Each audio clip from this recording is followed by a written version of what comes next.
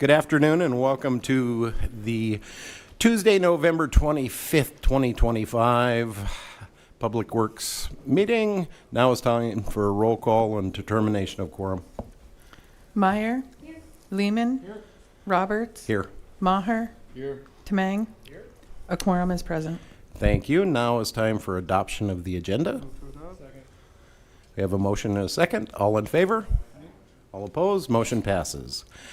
Now it's time for general public comment. This is a time for members of the public to discuss or express concerns to the council on any issue not on the agenda.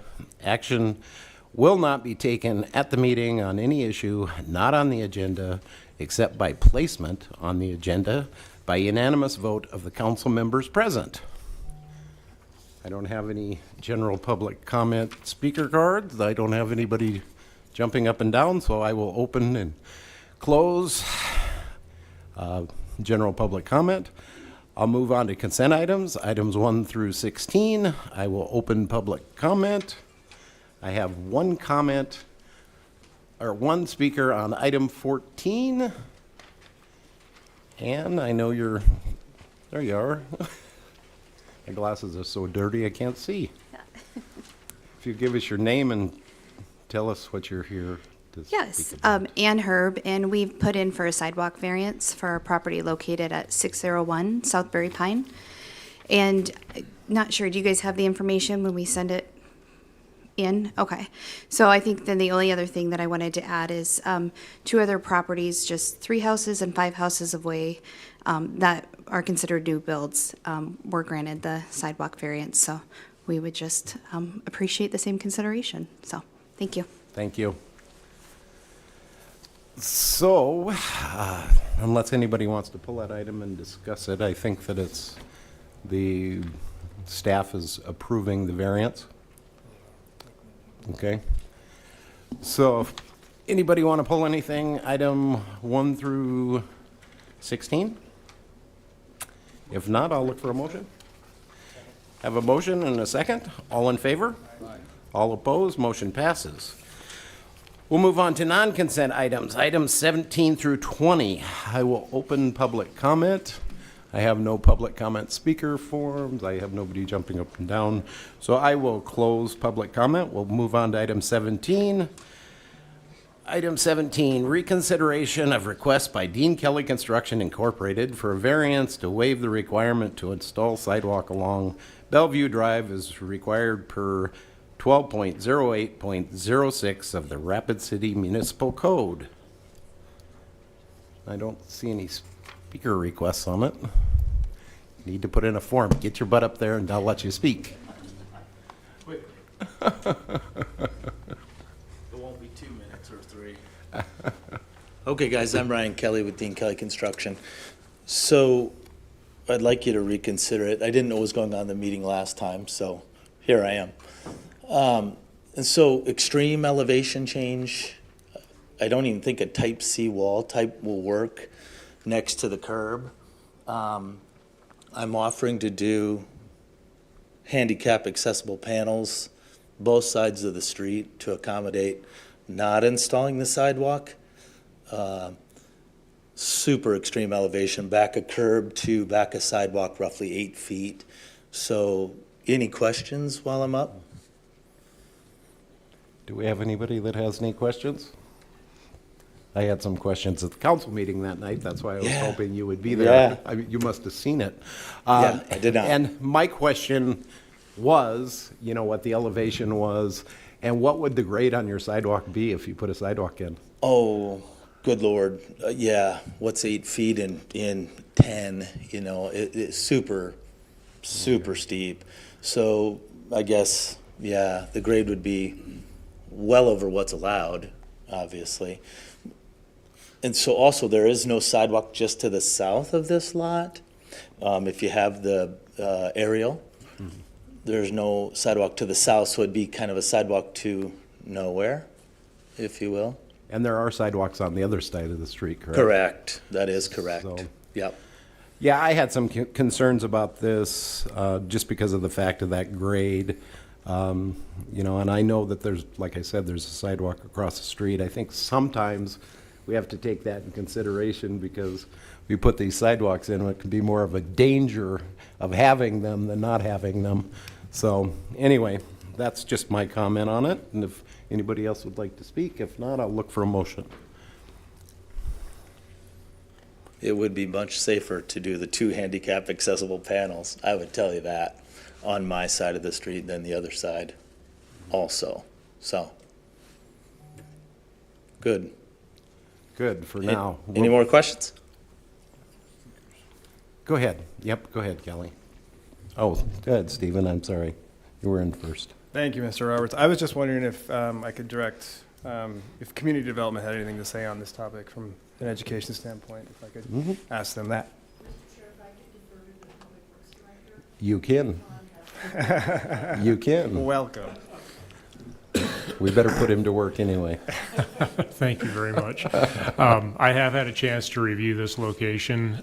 There is sidewalk both above and below this lot, with the exception of just the lot to the south. So our staff has looked at it. They believe that this could be accomplished with a seawall and the sidewalk. And I would be in favor of not approving the variance, strictly because this does connect other sidewalks that are above and below, as well as to St. Charles, immediately below that as a cross-section street. And there's no concern on the grade of it. It is a steep grade without a doubt, but staff believes that they could accomplish this with a seawall. Thank you, I yield. I guess my question might be, can we move it to a curbside sidewalk with the seawall? Yeah, so I'm looking at Mr. Hall, and he's shaking his head yes. Okay, okay. I think that's doable also. Well, look, we got to compromise. Yeah, heck. So if we could compromise on that, yep, I think we could go forward with this denial, and then you can just work with staff on that if you, Sounds good. okay? Okay, thank you. Oh, yeah, we'll just table the item. That's a good idea. So would I need to come back with a new plan with that? Talk to Roger and Yeah, I think sidewalks are his specialty. there we go. All right, thank you. Thank you. We have a motion and a second to table. All in favor? All opposed? Motion passes. Item 18, I-90 Corridor Climate Resiliency Plan presentation by Lazan Zeller. Good afternoon. Thank you, Chairman Roberts. Hello, City Council members. My name is Lisanne Zeller. I'm the Sustainability and Stewardship Program Development Manager housed in the Public Works Department here at City Hall. I have a quick presentation for you today. I was actually expecting a longer meeting, so I have a pretty quick presentation, but I'm of course happy to meet with you individually or as a group and go over this in more detail anytime. But we'll go ahead and get started. So just a quick recap for those of you that aren't familiar or maybe don't remember, that's okay. In 2023, Rapid City was awarded a 4-year planning grant from the EPA. This was a $1 million planning grant to develop plans for reducing climate pollution or greenhouse gas emissions and other air pollution in our region. The grant was, the City of Rapid City accepted the grant, but it's really on behalf of the Rapid City Metropolitan Statistical Area, which includes all of Meade and Pennington counties. So there's 4 main deliverables required with this grant, and I'm going to talk about those today. We're close to submitting our next deliverable, but I do want to mention that funding from this grant is not tied to any federal or state regulations to reduce greenhouse gas emissions. This is just money to develop plans at this point. So. All right, so I mentioned those 4 deliverables that are due to the EPA. We submitted our first 2 last year, March 1st, a greenhouse gas inventory and what was called a priority climate action plan. That plan focused primarily just on Rapid City. We had a very short timeline to get that plan done and submitted to the EPA.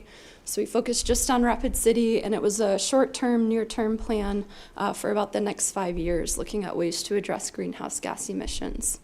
Since then, we've been working on what's called our Comprehensive Climate Action Plan. This is due to the EPA December 1st, so next Monday. And we expanded out the geographic scope with this plan to focus not on the entire MSA. If you're familiar with Meade and Pennington counties, there's a lot of open area out there, so we chose to focus on what we're calling the I-90 corridor. We also went over the county boundaries and picked up Spearfish, and that's because it just made sense. That's where the most development is in our region. It's where most of the industry is. It's where most people are driving cars in our region, so I'll show you a map of that in just a second. We do have then our final deliverable due to the EPA in 2027. On the right-hand side there, you see just the cover of the plan that we'll be submitting to the EPA. There's a link on there. It's available online. It was also included with your agenda item today. So just a quick overview of what the I-90 corridor looks like. It is the pink line shown on that map. So it's basically what you would visualize if I say I-90 corridor from Spearfish to Box Elder, kind of a strip running along the I-90 interstate. The reason that pink line looks a little funky is because we did have to draw a boundary based on census blocks so that we had some data comparisons like for population and things. So that's why the line looks a little bit funny, but it's basically a corridor from Spearfish to Box Elder. This includes Whitewood, Sturgis, Piedmont, Somerset, Box Elder, and Ellsworth Air Force Base. In 2021, the population of this region was around 146,000, and it's projected to grow by about 50% to 220,000 in the year 2050. So the first thing we did as part of this plan is expand our scope of our greenhouse gas inventory for the I-90 corridor. So we had done a greenhouse gas inventory just for the Rapid City area, and now we did one for the whole I-90 corridor. That chart there shows you the makeup of our greenhouse gas emissions. So about 36% comes from energy generation, around 27% from industrial processes like cement making, and then 21% from mobile combustion, and this is people driving cars. We do a lot of driving in western South Dakota. So this just shows where our greenhouse gas emissions come from. Our total emissions are about 3.4 million metric tons of carbon dioxide equivalent, so that's just the way that they measure greenhouse gases. And this equates to a per capita greenhouse gas emission of about 23.4. So this just divides that total by the population. In 2021, to get that number, the greenhouse gas per capita emissions for Rapid City was about 19. So including the whole I-90 corridor, that per capita emissions went up quite significantly. And again, that's just a lot of driving in that corridor. We picked up some more industrial processes in the corridor, so our our carbon footprint rather got a little bit larger. Just to compare that to some other countries and the U.S. as a whole, the U.S. average is around 16, so we're quite a bit higher than that. Someone living in Europe, like France or Spain or Germany, has a per capita greenhouse gas emissions of around 5 to 8.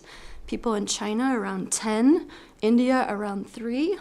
Australia around 22, so they're also very high, and Africa around 3 to 6, depending on the country. So we're quite high in the U.S. Of course, we use a lot of resources here, and our energy where we live is primarily generated from non-renewable waste. So as part of this planning process, we did have a task force that helped us develop this plan. This included all of the communities in the I-90 corridor, as well as a variety of organizations in the community, local utility companies, institutions, so on and so forth. That email list is like over 60 people, so we've had a lot of people involved in this planning process. In addition to the task force, we also did a lot of community engagement. So we interviewed nonprofits, we interviewed city council members, we looked at a lot of other sustainability plans locally and in the region and master plans. And we also went out and tabled at a lot of events and got community input on what people wanted to see and their ideas for reducing greenhouse gas emissions in that I-90 corridor. So. In addition to that, we also had a community questionnaire that people could take online. One of the questions asked how important people thought it was to reduce climate pollution, to limit the effects of climate change in our area. 58% thought it was very important, 28% thought it was somewhat important, so that's about 86% of people think it's important to address climate pollution. So that's encouraging. All right. So based on task force input, the community engagement that we did, reviewing all of those other plans, we came up with these low carbon measures. So these are basically actions that we can take to reduce greenhouse gas emissions. They're organized by sector up on that chart there. There are, of course, a lot of different things you can do to reduce greenhouse gas emissions. Some of them are as simple as planting trees and improving the energy efficiency of buildings, generating more renewable energy, converting our methane from the landfill to renewable natural gas, so on and so forth. So there's a variety of things there that were based on all of that input we got and some of the other plans. Our low carbon measures do line up with like Black Hills Energy Sustainability Plan, GCC's sustainability plan, so yeah. All right, so taking all of that information, the consultants helping us with this plan created these greenhouse gas emission projections. So first they created a business as usual projection. So if we don't make any policy changes, we just keep going as we are. This just shows what our greenhouse gas emissions are projected out to the year 2050 to look like. They actually take a dive initially in the short term from things like energy efficiency and converting to renewable energy, and then they climb back up to almost where we're at right now. However, in the meantime, we also have that population growth I mentioned earlier. So our per capita emissions actually go down to about 13.5 compared to right now 23.4. So if we don't do anything, our per capita emissions will go down, but of course we'll have more people. So overall, we'll have more emissions. And then we created a couple of different scenarios. So we took all of those actions, we created models based on those policies, actions, input that we got to create different scenarios. We created one with a 10% reduction, one with a 31% reduction, and one with a 58% reduction. Of course, the greater the reduction, the more actions, the more intense they are. And we chose, after looking at all of the data, to focus on that 31% reduction. We thought that that was the most realistic, but also challenged us a little bit. The 10% reduction was pretty minimal, and 58% for just starting this work was going to be pretty ambitious. So we chose, as part of this planning process, to focus on that 31% reduction. That gets our carbon footprint or per capita greenhouse gas emissions down to about 9.3 in the year 2050, which is good. All right. These models were required as part of the plan for the EPA, so that's why we did those. So just to show you what that 31% reduction looks like, this chart here, the colored lines, those are our savings. Those are the emissions we're going to avoid by implementing all of these actions. The gray area at the bottom is all of the emissions still remaining, but those colored bands are the emissions that we avoid by adopting different policies and taking different actions. You'll notice our largest savings come from transitioning to low carbon concrete and cement. That's that light yellow line. And then our other one, the light blue line, is from electrifying personal use vehicles. And this is based on an assumption by the South Dakota EV fast charging plan, which the state adopted, that by the year 2035, about 50% of new car sales will be electric. So that gives us a pretty good savings as well. The top part of the emissions are the easiest. The middle part gets harder, and then of course the very bottom gets a lot harder after that. So we're just kind of scraping off the top here as we start on our journey to reducing emissions. All right, so I mentioned those remaining emissions. So in that low carbon 2 scenario, if we take all those actions and we save some emissions, we still have all of this left over. So we still have a ways to go in the transportation and industrial section, and then with the heating and cooling of commercial and residential buildings. So all of this work and actions and things also creates benefits. So as part of the EPA requirements, we had to look at what the benefits were of doing this work. So immediately cutting greenhouse gas emissions results in improved air quality and public health for local residents. Our most significant reduction in greenhouse gas emissions comes from electric vehicles, actually, which was surprising to me. I didn't know that. There are many economic benefits from energy cost savings, jobs creation in green industries, and then long-term reduced O&M and capital expenditure costs. And then, of course, we have environmental benefits like improved air and water quality. As we plant more trees and things, we'll have more green space and wildlife habitat, and that'll help us to reduce stormwater runoff and urban heat island effect. But ultimately, all of these benefits help to create more climate resilient communities in the I-90 corridor. So with that, I just want to mention our next steps. We'll submit our draft plan to the EPA December 1st. I'll be making some plan presentations throughout that I-90 corridor over the next couple of months. On December 11th at 1 p.m. on Zoom, our consultants will be giving a longer presentation on the plan, and that'll be open to the public. So if anyone's interested, I can get you an invite to that. We'll be doing some ongoing planning and engagement through 2026 into 2027, and then that final deliverable is due in August of 2027. As I mentioned before, of course, I'm happy to meet and go over this plan in more detail with any of you. I know I gave a very quick overview today.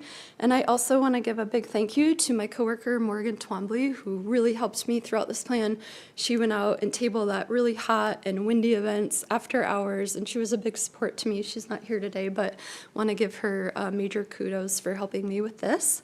And then, of course, I want to thank you, the City Council, just for the opportunity to do this work. I've learned a lot and look forward to applying this going forward to make our community more sustainable. So with that, I'll stand by for any questions. Thank you. Go ahead, Mr. Tamang. Thank you. I really appreciate the presentation. Excellent work. I did have a quick question. With the residential solar piece and the EV piece, one thing that quite a few folks have mentioned to me is a perceived poorly reimbursed electrical amount for selling back to the grid, as opposed to net metering as surrounding states. And I'm told that that's why a lot of people don't decide to get solar. And I'm wondering if this work ties into trying to encourage a more favorable policy here in our corridor. Thank you. If I may. So you're correct. We do not have net metering in South Dakota like some other surrounding states do, which means if you have solar panels on your house and you're generating electricity, the rate at which you sell it back to the grid is pennies on the dollar. So it's not very lucrative for people to have solar for that reason. That is a policy from the Public Utilities Commission. In the way that our utilities operate in this state, it's probably not something that I can directly influence or change myself, but that would certainly be a discussion going forward that would help us achieve the objectives of this plan. Absolutely, yeah.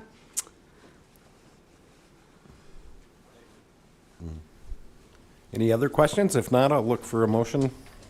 Motion to acknowledge. Have a motion to acknowledge in a second. All in favor? All opposed? Motion passes. Item 19, consideration to approve Resolution 2025-125, a resolution amending sanitation fees to be charged starting January 1st, 2026. And I will open up the floor. Or look for a motion, I guess. Go ahead, Mr. Mayor. I'd just like to ask Public Works, I guess, the question, I know, and maybe Daniel. The council has had several meetings since our last council meeting, and I think the proposed increase is much lower than the original option that was chosen. So could you just maybe summarize the lowering of the increase? Be happy to. Thank you very much. So I just want to address the council. On October 20th at City Council meeting, you had deferred the decision on this one to give me an opportunity to look at the information, look at the rates and the proposal at that time. We did, me along with many others, looked at the proposed rate structures, looked at the operations at the landfill, the efficiencies of those operations, alternatives to the way we currently do business out there. And then also meeting with fellow staff, council members on looking at a variety of different options. Out of those conversations, we developed a visual breakdown. I think you guys have all seen that now, related to what are the components that make up the monthly bill for a residential customer. I think that's very helpful to see where those rates are driven from. You can see from that visual that nearly a third of those monthly charges relate to recycling operations. So we looked at a lot of different options with that. Things like, should we be looking at other opportunities for maybe scaling up the recycling program to make that more efficient? We're not at full capacity at the recycling facility at this time. So one of those options is to maybe look at scaling that up. There's options looking at, do we do away with recycling altogether? Do we look for a blend in that to maybe do things that make economic sense of things like recycling metals where there is some profit margin in those, not so much profit margin in some of the others like glass that there really is no market at this time for. So we looked at a lot of different options related to that. Along with that, we do have permit requirements with Department of Ag and Natural Resources for diversion out at the landfill. Currently, we meet those diversion requirements through our recycling program. So part of this is we're looking for the potential to maybe give us a year to look at that, work with Danner on some possible alternatives to recycling for those diversion, or something in between possibly, where maybe we do some recycling but not to the full extent we're doing today, but giving us a year to work with Danner on what those requirements might look like going forward. Another item would be yard waste pickup service. Many other cities that we looked at do not offer yard waste pickup. Some have remote sites like we have. Some do yard or curbside pickup, but the majority do not do curbside pickup. So we're looking at some options with that, that if we could charge customers that are using that service, and changing the program a little bit. So you're familiar with the brown bags that have been used in the past. Shifting away from that, it's a very labor-intensive program that we operate today with people out on the trucks, hand carrying those bags and putting them in the trucks. We have the technology on the trucks to pick up cans and containers, and that's what we do with the other solid waste. We would like to switch that to a tote program that could be picked up with that technology, and eliminate some of the manual process involved in that. Through a subscription service with customers would be able to pay and subscribe to a monthly service for that yard waste pickup.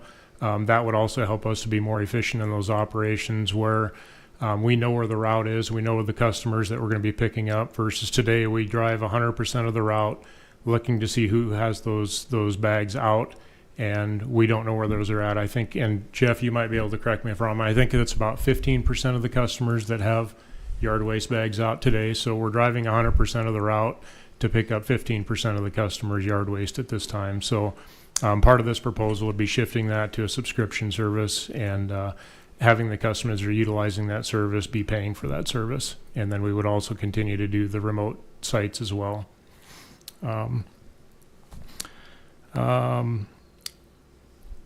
Much of the, or another thing we looked at is much of the solid waste being delivered to us is not from the residential customers in Rapid City that are paying for our service. A lot of that comes from commercial operations, both inside and outside of Rapid City. So part of this proposal is increasing the fees for the commercial tipping fees to better distribute those costs to where what's driving the landfill of filling up and creating the new cells in the landfill. So part of this proposal is increasing the fees for the commercial services and driving those costs closer to where those operations are coming from and where that debris is coming from.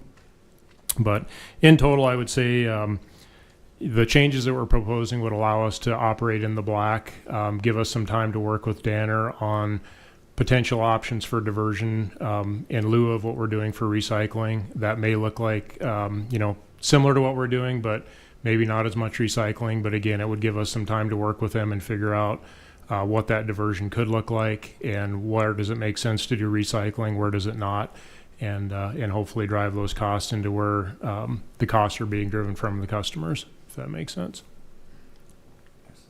Thank you. Anyone else? I'll make the motion to approve.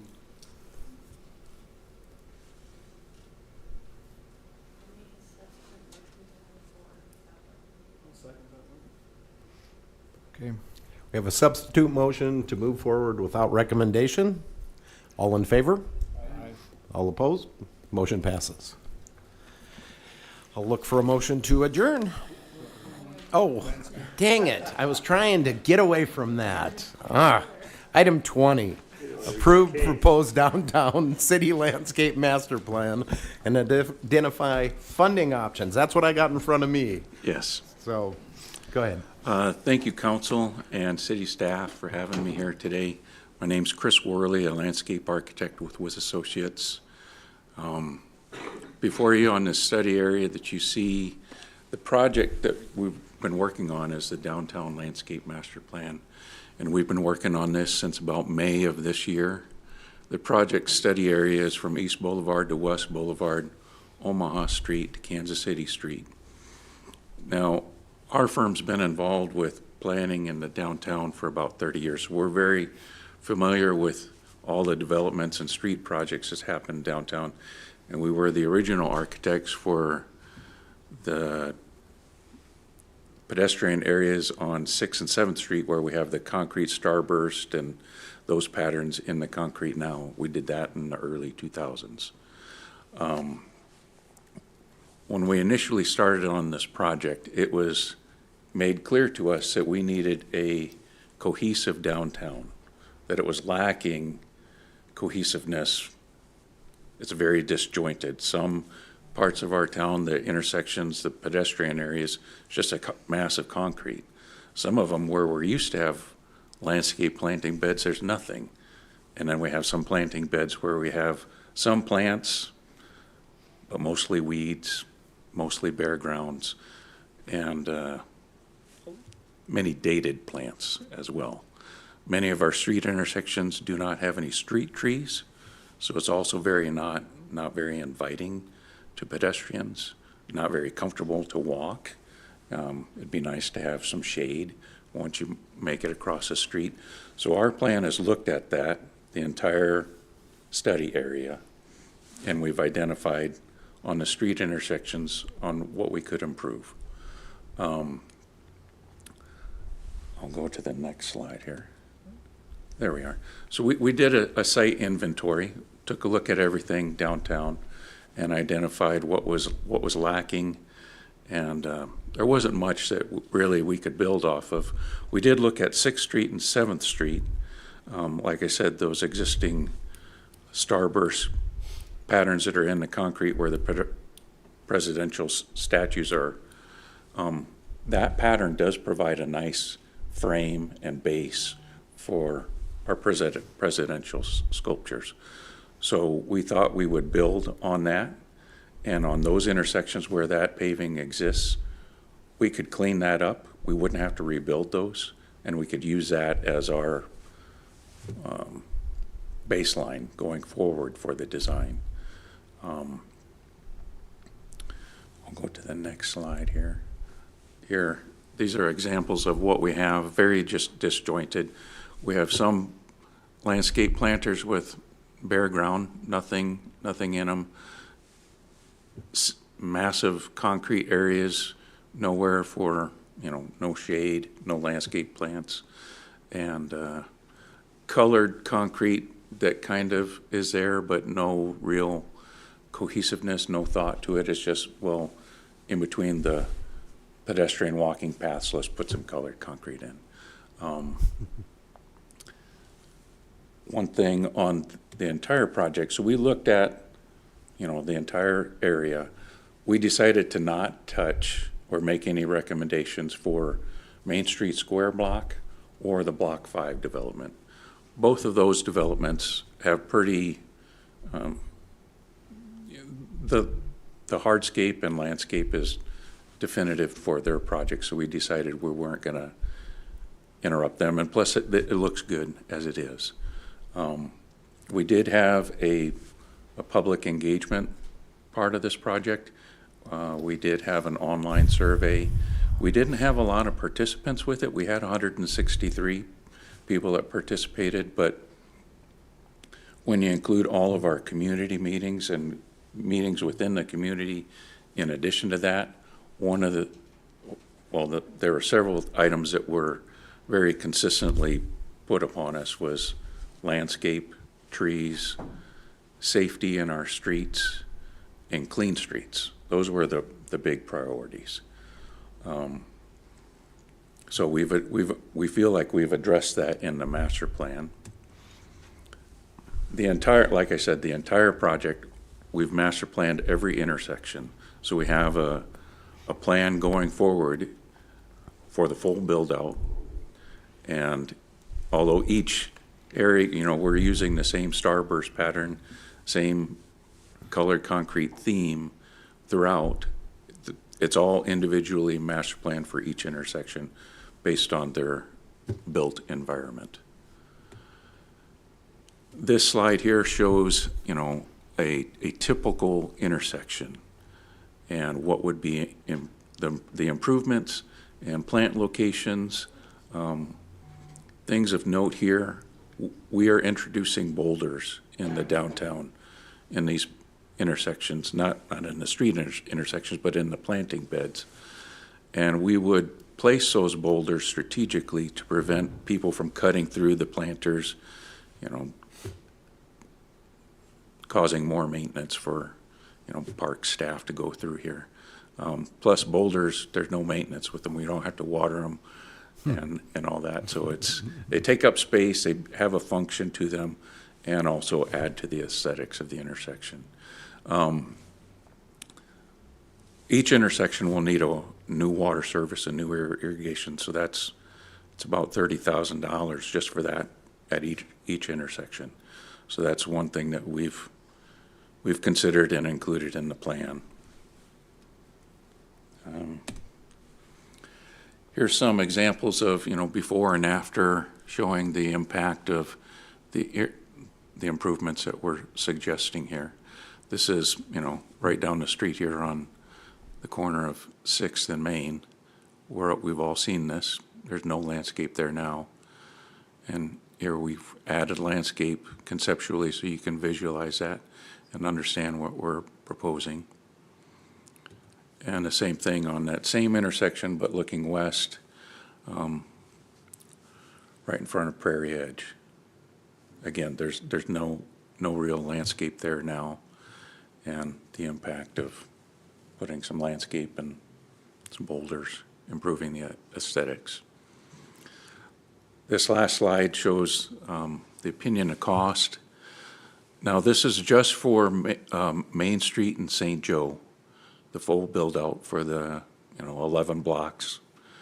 It's about $5.8 million.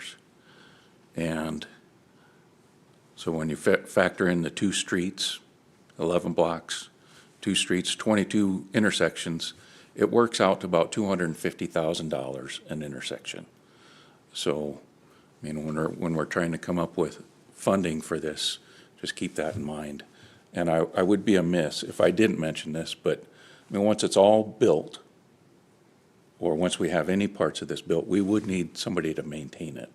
And so if Parks is going to do that, we'd need to factor that in, you know, in our decision-making here, that there's going to be some added maintenance. But with that, I'll open it up for any questions. Thank you. Go ahead, Kevin. Yes, thank you for the presentation. My question has to do, when I was reading the detail, or looking at the detailed drawings, it looked like when we're done, the parking meters are gone. Is that true? I wasn't planning on, I mean, these pictures, I guess I'm not sure exactly what the document that was attached, I believe, to the agenda. I'm not proposing on taking out any parking meters. Oh, as part okay. of this. Thank you, because we just all learned how to use them. Oh, sure. Oh, that's funny. No, if there was pictures that didn't show parking meters, it was just, that's the way it is downtown right now.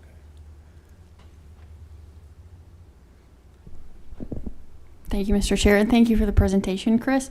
Re-parking meters, if community development had any comments on that, I'd welcome context there, but I think these were just some renderings. I think some additional commentary on the presentation. I think I really appreciate like being a part of this process. We talked about like some of the natural landscaping, some of the issues in the past. I think have been the plants downtown, like in the nodes, like we'll like salt them or we'll salt the streets and like the snow plows come through and damage the plants. And so I think that was taken into consideration. There was irrigation in the past that had been damaged.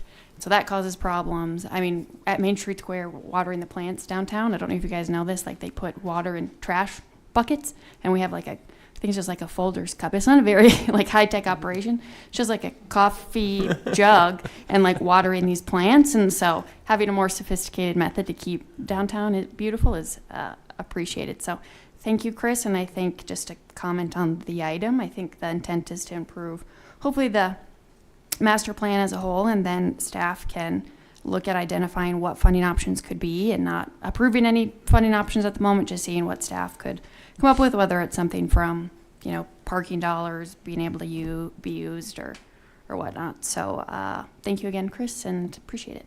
Yield. Thank you. Anybody else? If not, I would like to ask our Park and Rec Director a question.